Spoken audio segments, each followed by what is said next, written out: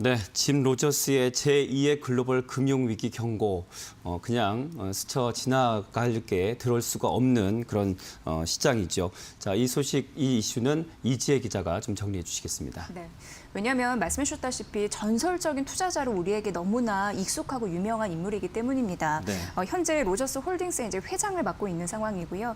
기록적인 수익률을 거뒀습니다. 10년간 4,200%의 수익률을 네. 좀 꾸준히 올렸기 때문에 이 부분으로도 회자되기도 했었고, 그리고 역사상 보면은 주가가 크게 떨어질 때마다 이미 한 발 앞서서 예측을 했다는 건데, 대표적으로 1987년 블랙 먼데이 사건이 있었고, 그리고 2000년대 초반 닷컴 버블 붕괴 이런 리스크가 있었죠. 네. 그리고 이제 이어지면서 2007년 서브프라임 모기지 사태, 이 굵직한 주가 대폭락 시기 앞에 예견을 했기 때문에 이로서도 이미 우리에게 좀 잘 알려진 인물이기도 합니다.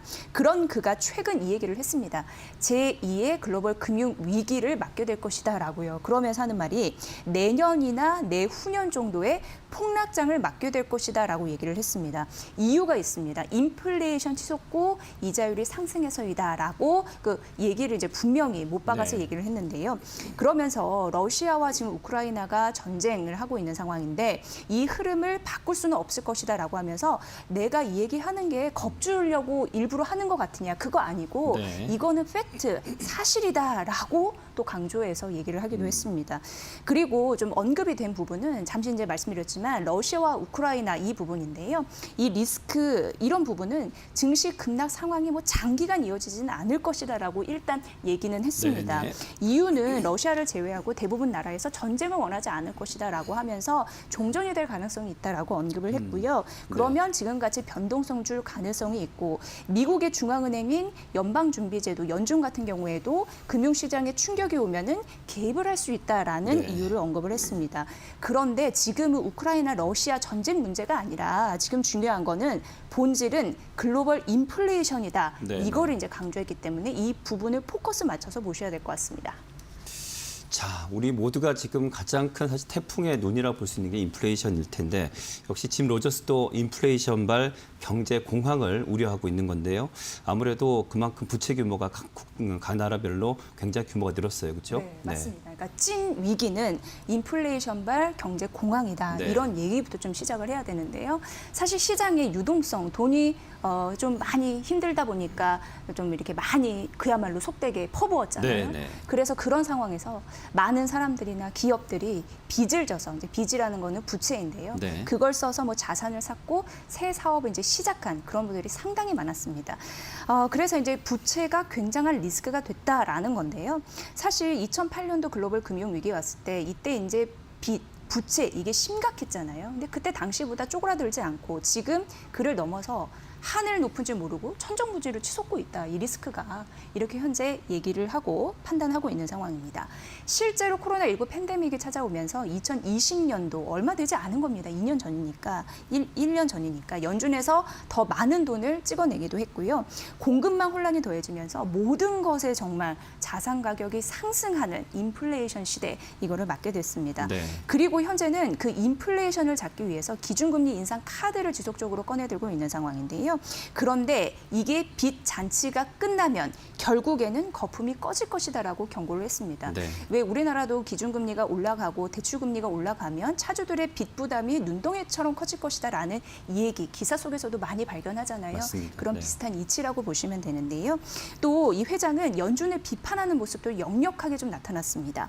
도대체 이 사람들은 무슨 일을 하는지 모르겠다라고 얘기를 했거든요. 왜냐하면 작년 인플레이션 현상을 보면서 분명히 이거는 일시적인 현상일 것이다라고 얘기를 했는데 이게 인플레이션이 일시적이지 않고 지금 장기화되고 있습니다. 네. 그러면서 갑자기 또 인플레이션 파이터로 좀 바뀌는 그런 흐름들이 나타났거든요. 이 예를 단적으로 언급을 하면서 글쎄 연준 좀 믿어도 되나? 예, 이게 다소 좀 냉소적인 반응을 보였다고 합니다. 네. 자, 이런 그 시장의 분위기라면 원자재 투자가 대안이다라는 얘기도 했다면서요? 네, 그러니까 인플레이션 수혜를 받을 수 있는 원자재나 대표적인 안전자산으로 꼽히는 금 투자를 해야 된다라고 하면서 투자 전략을 자신의 상황을 좀 빗대어서 얘기를 네. 해서 이게 투자자들에게 현재 관심을 끌고 있는 상황입니다. 원자재 투자는 쉽게 얘기해서요. 그 어떤 상품을 만들기 전에 투입되는 가장 초기 단계의 물질이잖아요. 그러니까 대표적으로 귀금속 같은 경우에는 금이나 은 얘기할 수 있겠고 농산물 같은 경우에는 밀이나 설탕 등 이런 거 예시로 들 수 있을 텐데 이 원자재 가격이 오르면 상품 가격이 오르게 되는데 소비자들은 오른 상품 가격을 그걸 사는 거잖아요. 그럼 전반적으로 사회 전반적으로 이제 물가가 상승하는 구조가 됩니다. 근데 해당 원자재 같은 경우에는요. 물가 상승을 야기하는 요인이 됩니다.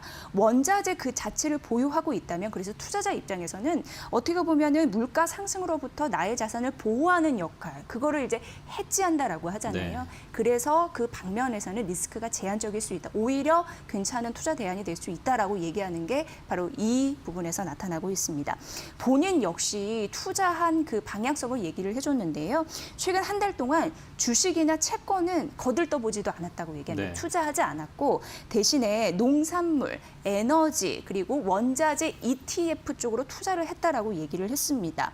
사실 짐 로저스 같은 경우에 줄곧 원자재 투자를 강조하기도 했습니다. 그래서 대표적으로 이런 얘기를 했죠. 지금 세계 시장에서 가장 저렴한 자산군이 바로 이쪽이다라고 강조하기도 했습니다. 네. 자, 뭐 지금 대표적인 안전자산이 금인데 사실 뭐 짐 로저스도 금이나 은 뭐 좀 가격 떨어질 때 더 사야 된다라는 얘기를 맞습니다. 했지만 예. 사실 최근 금 가격을 보면 1년 내에 최고치를 또 기록했군요. 네, 지금 비싸게 거래가 되고 있습니다. 이걸 보면 아, 금을 선호하는구나 많은 분들이 이런 생각을 하게 되는데요. 이 대표적으로 이제 오늘 기준으로 봤어도 KRS 금 시장 이거는 이제 쉽게 누구나 검색이 가능합니다. 보면 금 1g당 7만 한 3,630원 정도를 찍었더라고요. 그런데 사실 24일은 조금 더 높았습니다. 7만 4,360원 이제 종가 기준인데 이거를 두고 봐. 오늘은 약간 그거보다는 상승폭이 둔화되니까 그러니까 24일 기준으로만 봤을 때 이게 17개월 만에 가장 비싼 수준으로 올라와 있는 상황이고 국제 금값 역시 현재 고공행진을 하고 있는 상황입니다. 그런데 사실 2020년도 주식 시장이 아주 잘 나갈 때는 금이 그렇게 투자 대상으로 부각받지는 않았습니다. 네. 그런데 이 흐름이 언제 정도 바뀌었냐? 작년 11월 정도 돼서 그때부터 금 가격이 좀 서서히 오르는 흐름들이 포착이 됐습니다. 그렇다 보니까 지금 이 시점에서 보면은 금에 투자하는 ETF 수익률이 꽤 안정적으로 잘 나오고 있다. 네. 이걸 좀 알 수 있거든요. 그러니까 지금 2월 한 달만 보더라도 1월에 비해서는 지금 킨덱스 골드 선물 레버리지 ETF가 12% 이상 수익률을 냈고요. 타이거 골드 선물 ETF도 6% 이상, 코덱스 골드 선물 ETF도 6% 이상, 타이거 금은 선물 ETF도 6% 가깝게 오르는 흐름들이 현재 오늘까지 기준으로 계산을 한 건데요. 지금 나타나고 있는 상황입니다.